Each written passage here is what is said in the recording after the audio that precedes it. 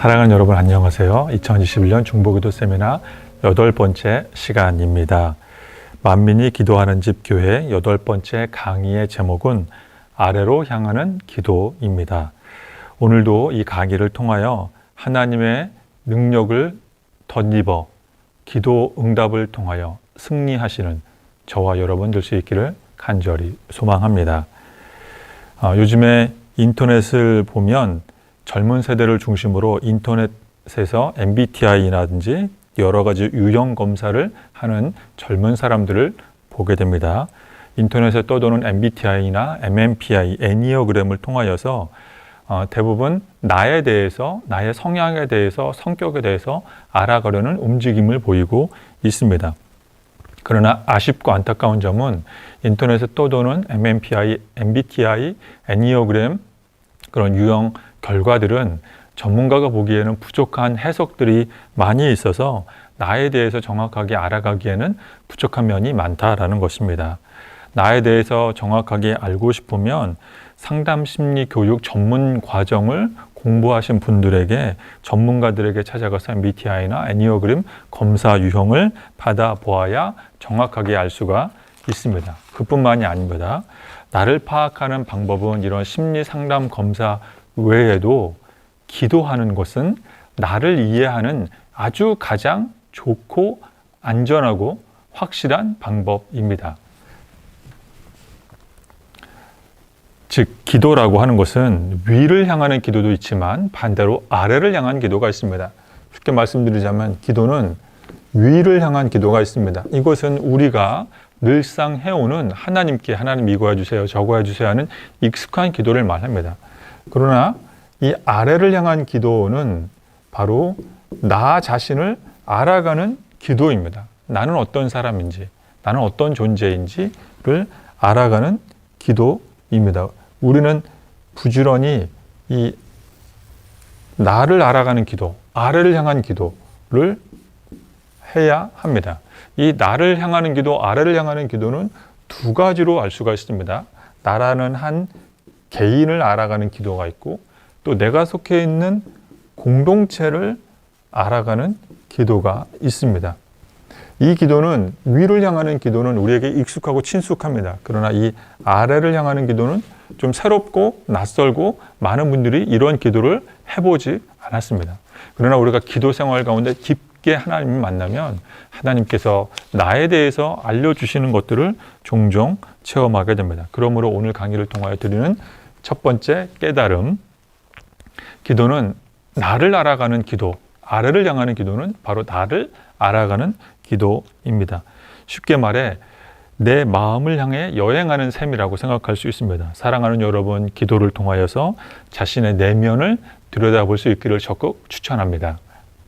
하나님 이것도 해주시고 저것도 해주시고 빨리 응답해 주세요 라고 기도하는 패턴도 물론 기도이고 중요합니다. 당연합니다. 그러나 기도는 내가 많은 말을 하는 것뿐만 아니라 듣는 것이 기도가 맞다면, 듣는 것이 하나님과 교제하는 것이 기도가 맞다면 기도를 통해서 하나님은 나에게 말씀해 주시는데 많은 부분, 상당 부분 나의 마음 상태, 나의 내면의 상태에 대해서 하나님께서 말씀해 주실 때가 많습니다. 그러므로 사랑하는 여러분, 기도를 통해서 우리의 마음 상태를 자세히 들여다볼 수 있습니다. 이것이 바로 나를 알아가는 기도입니다. 나를 알아가는 기도를 할 수 있어야 인격의 성숙을 이룰 수 있습니다. 하나님 빨리 응답해 주세요 하고 일평생 이런 적극적이고 응답받으려고 하는 기도를 하신 분들은 인생에서 물론 성공할 수도 있습니다. 또 자녀들이 좋은 대학 갈 수도 있습니다. 높은 연봉, 높은 위치, 사회적인 성공을 거둘 수도 있지만 사람들이 잘 따르지 않습니다. 사람들이 진심 어린 존경을 잘 표현하지 않습니다. 때로 이런 분들은 성품이 괴팍할 때도 있습니다. 왜냐하면 나를 알아가는 기도를 하지 않았기 때문입니다. 성공지향적, 목적지향적, 일중심적, 직장중심적, 사역중심적 이런 기도를 하면 균형이 맞지 않습니다. 일의 결과는 낼 수 있지만 인격의 성숙은 이루지 못합니다. 이 두 가지의 균형이 굉장히 중요합니다. 나를 알아가는 기도를 하면 내 안에 성숙하지 못한 연약한 나의 자아를 보게 됩니다. 내 속에 성숙하지 못한 자아를 우리는 일명 내 안에 있는 어린아이라고 우리가 부를 수가 있습니다. 정말로 내 속에 어린아이가 있다는 것이 아니라 내 안에 연약하고 부족한 부분이 있다는 것입니다. 예를 들어서 우리가 정말로 어린아이였을 때는 부모님에게 투정 부리고 짜증을 부립니다. 조금 장성하여 청소년기가 되면 이제 친구들에게 우리는 투정 부리고 짜증을 부립니다. 그리고 우리가 이제 어른이 되고 노년이 되면 이제 거꾸로 자녀에게 투정 부리고 짜증을 부립니다. 어리광을 부립니다. 이것은 왜냐하면 우리가 나이를 먹어도 우리 속에서는 여전히 어린아이의 기질이 우리를 좌지우지, 우리를 흔들 때가 있기 때문입니다. 이것을 우리가 기도를 통해서 발견해 나가고 성숙해 나가야 합니다. 이런 성숙, 기도를 통한 훈련이 없으면 내가 나이는 나이대로 먹지만 여전히 미성숙하고 지혜롭지 못하게 행동할 때가 많이 있습니다. 그러나 우리가 기도를 통해서 예수님을 인격적으로 만나면 예수님께서는 계시의 눈을 우리에게 주셔서 하나님의 은혜의 계시로 내 안에 있는 연약함을 깨닫게 해주십니다. 누가복음에 보면 잘 나와 있습니다. 누가복음 5장에 보면 베드로와 예수님의 제자들이 밤새도록 물고기 잡으려 했지만 허탕을 쳤습니다. 예수님을 만나자 예수님께서 제자들에게 깊은 곳으로 가서 그물을 내려 물고기를 잡으라라고 합니다. 그래서 예수님께서 이제 한 배에 오르사 그 배는 베드로의 배인데 이제 사람들에게 설교 말씀을 마치시고 베드로에게 이르되 깊은 데로 가서 그물을 내려 고기를 잡으라라고 요청을 합니다. 그러나 베드로는 이미 밤이 새도록 물고기를 잡았지만 허탕을 치고 난 다음이었습니다. 그러나 베드로가 예수님의 말씀에 의지하여서 깊은 곳으로 가서 사실 갈릴리 호수는 모터를 타고 간 배를 타도 1시간이 걸리는 큰 호수입니다. 근데 그것을 노를 젓거나 자연 바람으로 한가운데 간다는 것은 굉장히 번거로운 일이었지만 베드로는 예수님의 말씀에 의지하여 순종하여 한가운데가 그물을 던지니 고기를 잡은 것이 심이 많아 그물이 찢어질 정도가 실제로 찢어져 버렸습니다. 자, 그 다음 8절이 중요합니다. 8절이 중요합니다. 이 베드로의 고백이 중요합니다. 시몬 베드로가 이를 보고 예수의 무릎 아래 엎드려 이르되 주여 나를 떠나소서 나는 죄인이로소이다. 만약에 제가 베드로라고 한다면 내가 열심히 일했는데 무일푼으로 만들 수밖에 없는 나의 이 부족함을 예수님이라고 하는 저 사람과 같이 있으면 동업을 하면 늘 언제나 저 사람으로 인하여서 나는 돈벌이 수단에 있어서만큼은 실패하지 않겠구나. 예수라는 저 사람은 너무너무 훌륭한 탁월한 사업 수단을 가지고 있구나 라고 생각할 것입니다. 저는 절대로 예수님 나를 떠나지 마십시오. 나와 함께 동업해야 합니다 라고 말할 것입니다. 그러나 베드로는 지금 하나님의 아들인 예수님을 만나자 계시의 눈이 열려 그는 자신의 내면을 보게 됩니다. 예수님을 만난 그 순간 자신의 내면 안에는 죄로 가득하다는 것을 보게 됩니다. 실로 이사야 6장에서 이사야가 성소에 들어가 하나님의 천사들, 하나님의 임재를 경험했을 때 나는 입술이 부정한 사람이다라고 말했던 이사야의 고백과 동급의 고백을 지금 베드로는 하고 있습니다. 나는 죄인입니다. 주님 나를 떠나십시오. 이렇듯 우리가 기도를 통해서 예수님을 깊게 만나면 자기 내면 안에 있는 연약한 부분, 어린아이 같은 부분을 보게 됩니다. 이것을 이무석이라고 하는 이 전문의 의사 선생님은 30년 만에 휴식이라는 책에서 이렇게 설명을 해놓았습니다. 사람의 마음속에는 다양한 종류의 어린아이가 있다. 성난아이, 질투하는 아이, 의존적인 아이, 열등감의 아이, 의심 많은 아이, 조급한 아이, 잘난 척하는 아이, 외로움의 아이, 두 얼굴의 아이 등등 여러 종류의 아이가 있다라고 말을 합니다. 실제로 이런 아이가 있다는 것이 아니라 우리의 마음 안에 심리적으로 성숙하지 못한 미성숙한 그런 부분이 있다라는 것입니다. 그래서 어떤 사람은 물질에 약합니다. 어떤 사람은 이성에 약합니다. 어떤 사람은 외로워서 사람에게 집착을 합니다. 어떤 사람은 다혈질입니다. 어떤 사람은 나는 말에 뒤끝이 없어 라고 하지만 실제로 자신의 한 말에 다른 사람이 상처받는 것을 잘 모릅니다. 왜 이런 문제들이 생기냐면 우리 마음 안의 기도를 통해서 내 마음 안에 있는 연약한 부분들, 어린아이 같은 부분들을 하나님의 은혜로 다룸받지 않았기 때문입니다. 그래서 우리가 기도를 통해서 내가 내 자신을 알아갈 수 있습니다. 기도를 통해서 100% 완벽하게 해결되지 못한다 할지라도 나의 성장 시절에 충분히 용납과 사랑받지 못했던 것을 기도를 통해서 하나님의 사랑을 받아 내 안에 어린아이의 모습이 성숙해 가고 긍정적인 모습으로 변화되어 갑니다. 내면이 완벽한 분은 예수 그리스도 한 분밖에 없기 때문에 내가 기도를 통해서 이제 나의 속사람도 예수님 닮아가야 하는구나라는 것을 깨닫게 됩니다. 우리는 연약하기 때문에 우리의 내면은 누구나가 다 불안합니다. 그러나 우리가 기도를 통해서 하나님의 사랑으로 내적인 치유를 받게 되면 나의 연약한 것을 하나님 앞에서 감추거나 포장할 필요 없이 그대로 가져갈 수 있다는 것을 깨닫게 됩니다. 이것을 하나님께 가지고 나아가면 놀랍게도 하나님은 나의 어린아이 같은 모습을 하나님의 사랑으로 만져주시고 치유해 주실 때 우리는 놀랍게도 하나님과 나의 관계가 더 깊어지고 더 친밀해지고 하나님의 멀리 계신 분이 아니라 가까이 계신 분이라고 하는 강한 확신을 가지게 됩니다. 하나님과 우리 사이의 관계가 풍성해집니다. 내면의 아이가 그토록 받고 싶었던 사랑, 사람으로부터의 사랑을 이제 사람이 아니라 하나님으로부터 공급받고 체험받아서 우리의 상처가 치유되고 우리의 속사람이 성장하게 되고 우리의 인격이 성숙하게 되는 놀라운 인품을 갖게 되는 기도의 사람으로 탈바꿈하게 됩니다. 자신의 내면을 바라보라고 하는 것은 나의 내면의 큰 상처가 무엇인지 깨달으라는 것입니다. 자신의 내면을 바라보라는 것은 나의 내면 안에 있는 약한 감정들, 외로움, 두려움, 이기심, 게으름, 욕심, 폭력, 분노, 이것이 무엇인지 깨달으라는 것입니다. 그래서 오랫동안 상처가 누적되어서 고착화되어서 이제는 웬만한 설교와 웬만한 권면에도 잘 변화되지 않는 나의 이 쓴뿌리와도 같은 감정을 깨달아서 하나님의 은혜로 고침받으라는 것입니다. 그래서 제가 어떤 청년을 보면 나쁜 습관을 반복하는 청년이 있습니다. 아마도 여러 번 지적을 받았을 테지만 그러나 쉽게 잘 고치지 못하는 그런 모습을 가진 청년을 봅니다. 어떤 성도님들을 보면 남들은 아무렇지도 않게 넘어가는 부분, 아주 사소한 부분에 상처받는 그런 성도님들을 봅니다. 어떤 교우님들을 보면 일을 하기는 하는데 마무리를 잘 못하는 교우님들을 볼 때가 있습니다. 어떤 중직자를 보면 지나치게 자기 중심적으로 생각하는 중직자를 보기도 합니다. 또 어떤 분은 너무 쉽게 화를 내기도 합니다. 어떤 분들은 용서하지 못하기도 합니다. 어떤 분들은 게으르기도 합니다. 왜 그러냐면 철저하게 기도를 통해서 자기 자신 안에 있는 어린아이, 연약한 내면의 모습을 직면하지 않았기 때문입니다. 이것은 내성적인 성격, 외향적인 성격 상관없습니다.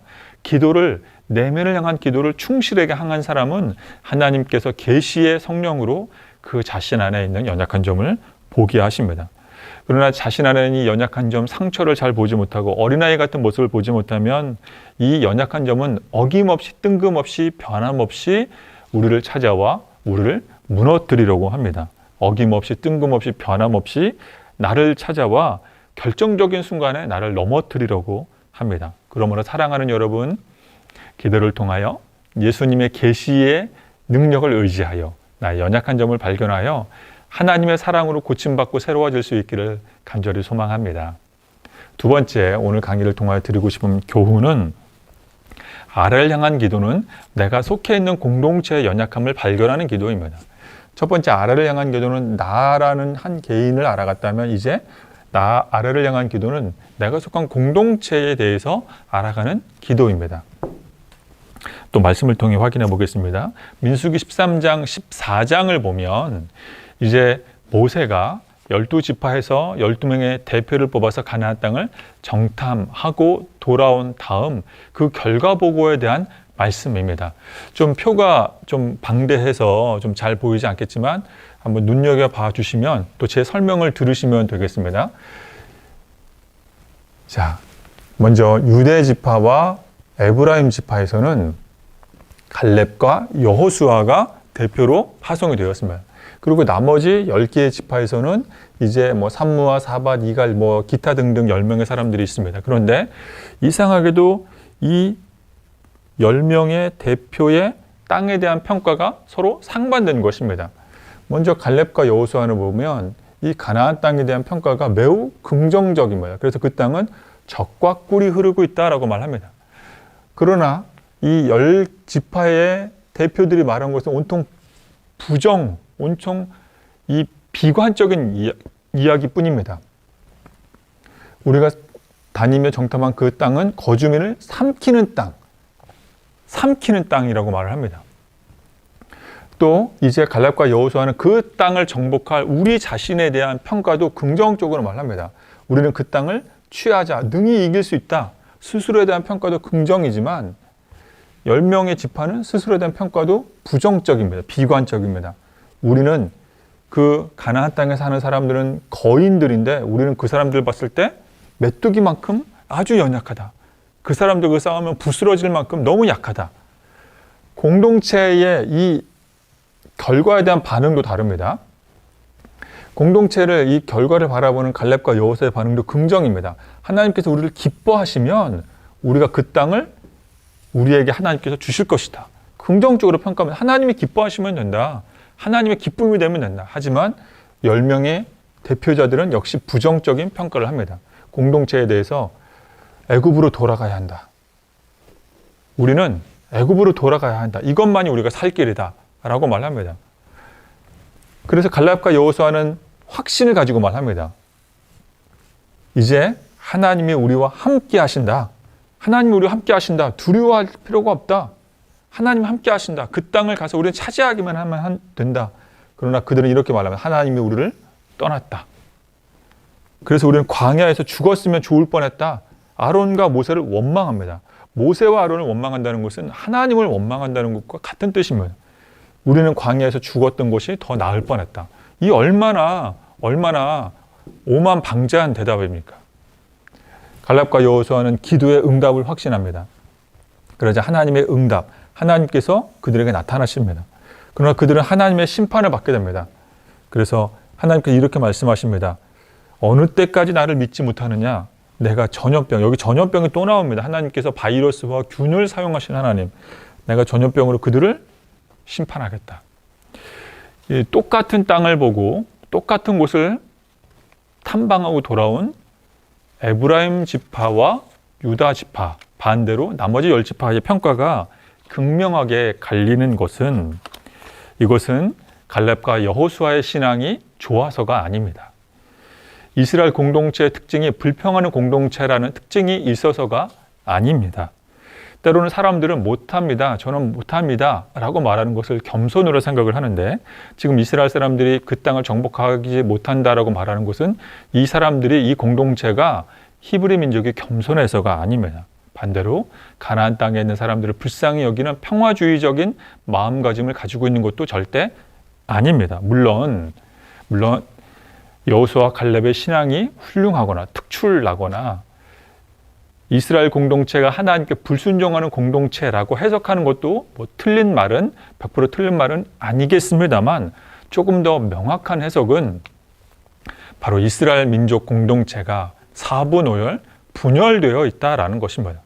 즉 이스라엘 민족은 요셉 이후부터 유다 지파, 에브라임 지파, 그 외의 지파가 분열되어 있었습니다.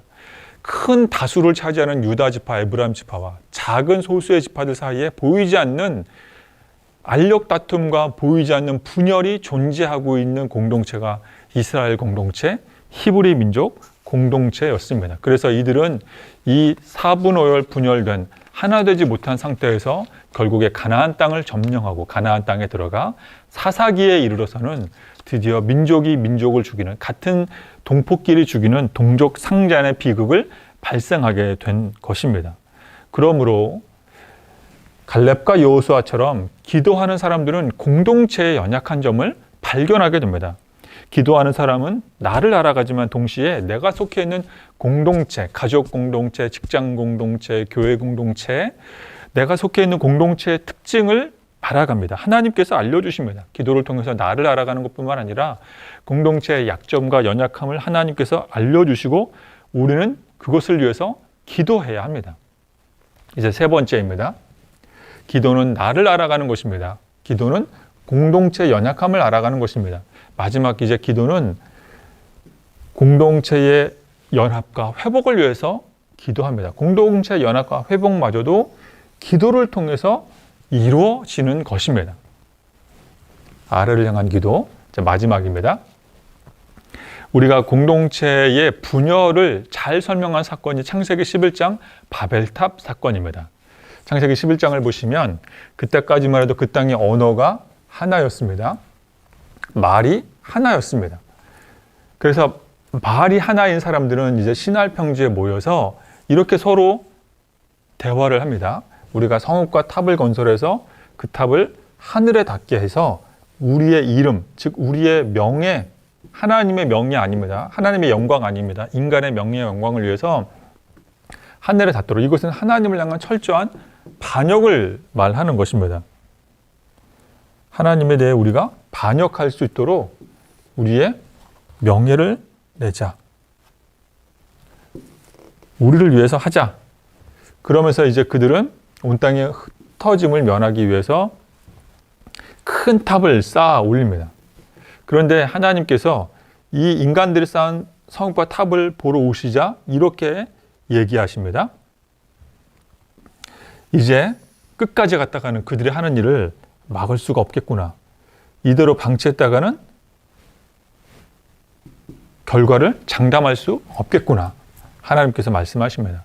그래서 하나님께서 하신 해결책은 그들의 언어를 혼잡하게 하여 이제 서로가 알아듣지 못하게 만드셨습니다. 언어가 혼잡하게 되자 그들은 온 지면에 흩어지게 되고 도시를 건설하기를 그치게 되고 그곳의 이름을 이제 바벨이라고 하였습니다. 그때 이후로 사람은 의사소통에 문제를 가지게 되었습니다. 그때 이후로 사람들은 이제 상대방의 마음과 상황을 언어를 통하여 대화를 통하여 명확하게 이해하는 것에 대해서 불편함을 느끼게 되었습니다. 그래서 우리가 분열되거나 서로에게 상처받는 말을 하거나 관계가 깨어지는 이유는 대부분 언어, 말 때문입니다. 인간의 연약함이 언어와 말을 통해서 겉으로 드러납니다. 우리의 말이 상대방을 날카롭게 찌르는 칼날이 되고 또 그 칼날은 부메랑이 되어 나에게 다시 돌아오는 이유는 바로 이 창세기 11장의 바벨탑 사건 때문입니다. 그래서 그대로 우리 인간들이 사용하는, 인류가 사용하는 언어는 양날의 검처럼 되었습니다. 때로는 사람을 세우고 살리지만 반대로 사람을 무너뜨리고 쓰러뜨리는 날카로운 무기가 되기도 하였습니다. 그런데 이것이 회복된 사건이 이제 신약에 나오게 됩니다. 신약 사도행전 2장에 보면 예수님께서 부활 승천하신 이후에 오순절 절기날에 제자들이 예수님의 명대로 한 곳에 모였습니다. 그러나 역시 이것조차도 굉장히 큰 의미가 있는 게 오순절날 모였습니다. 제자들 오순절날. 이 오순절날이 사실은 모세가 시내산에서 하나님의 언약을 받은 언약궤를 체결한 그 절기가 오순절입니다. 즉 모세가 구약시대에는 하나님과 언약을 받았다면 이제 신약시대의 성도들은 기도를 통하여 증인으로 거듭나게 되는데 구체적으로 어떤 증인이 되냐면 이제 2절에 보면 성령이 임하는 사건이 나옵니다. 2절과 3절 불과 같은 성령, 바람과 같은 성령이 그들에게 임하자 이제 제자들이 다 성령 충만합니다. 그들이 성령 충만했던 이유는 그들이 기도했기 때문입니다. 그런데 그들이 기도하여 성령 충만하자 그들에게 어떤 일이 생겨났냐면 다른 언어들로 말할 수 있게 된 것입니다. 자, 여기에서 우리가 한 가지 알아야 될 점이 있습니다. 바벨탑 사건. 바벨탑 사건을 통하여 언어가 분열이 됐습니다. 사람들은 관계가 깨졌습니다. 그런데 이제 신약 시대에 기도를 통하여 성령님의 도움을 통하여 이제 다양한 언어들이 다양한 언어들이 이 바벨탑 사건 이후로 분열됐던 이 언어들이 이제 모든 사람들에게 들리게 되는 놀라운 일이 생기게 됩니다. 그래서 보시면 5절에 보시면 경건한 유대인들이 이제 예루살렘의 절기에 맞춰서 예배하러 왔는데 그 어떤 나라에서 왔냐면 우리 각 사람이 난곳방언으로 듣는다. 그들이 온 곳은 바데인, 메데인, 엘라민, 메소포타미아, 유대와 갑바도기와 본도와 아시아, 부르기아, 밤빌리아, 애굽, 구레네, 가까운 리비아, 또 흩어져 있는 로마로부터 온 흩어져 있는 여러 나그네들, 즉 그 당시의 세계관으로 전 세계를 말하는 것입니다. 그 당시의 사람들의 입장으로는 모든 온 세계에 있는 사람들이 기도한 12제자, 예수님의 이 120명의 제자들을 통하여서 자신들의 전 세계의 언어로 복음의 말을 선포하는 것을 듣게 된 것입니다.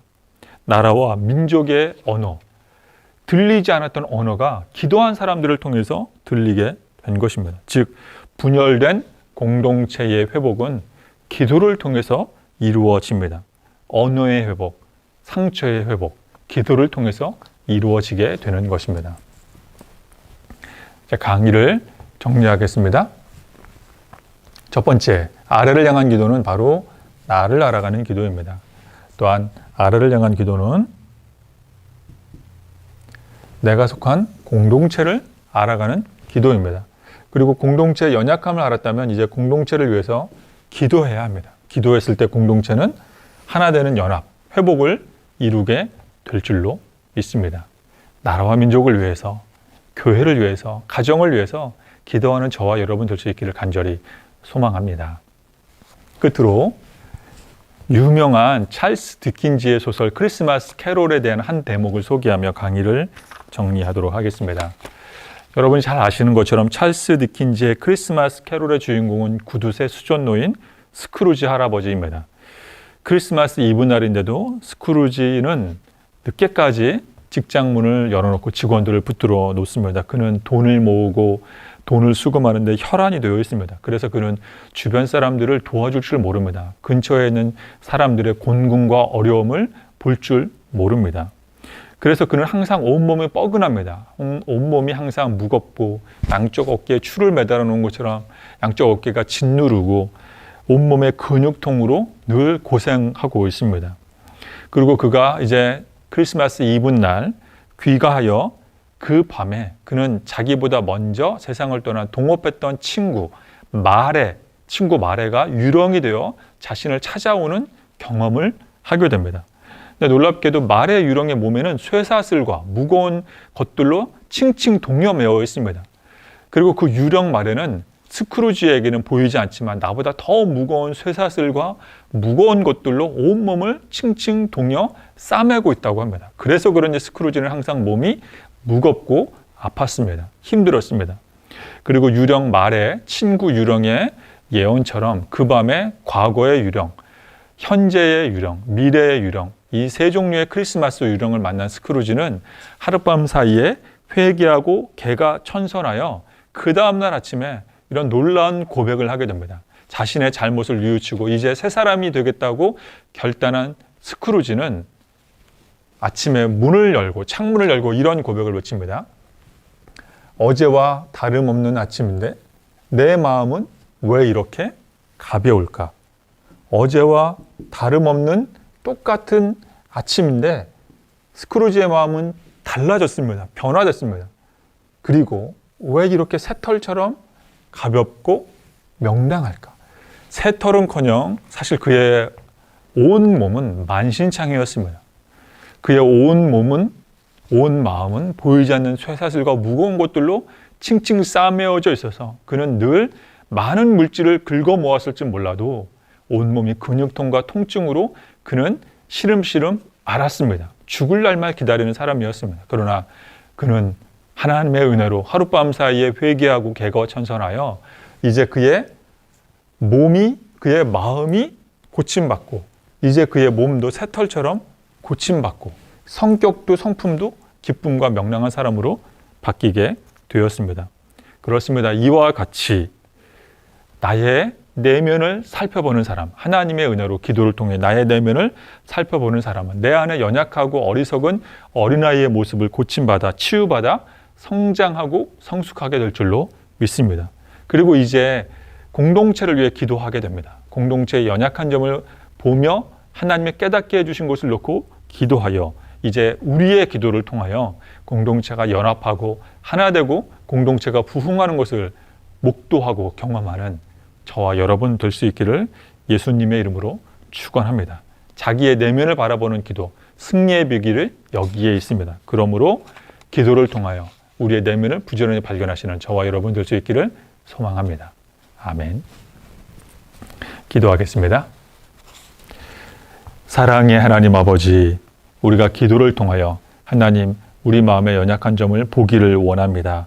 우리 마음 안에 있는 완벽주의, 여러 가지 중독 증상, 우리 안에 있는 여러 가지 두려움들, 이기심들, 상처, 인정받고 싶은 마음들, 낮은 자존감들, 우리의 어린아이 같은 모습들, 예수님 어루만져 주셔서 예수님 닮아가는 공동체를 위해 기도하여 승리하는 우리 모두가 되게 해 주시옵소서. 예수님의 이름으로 기도드립니다. 아멘.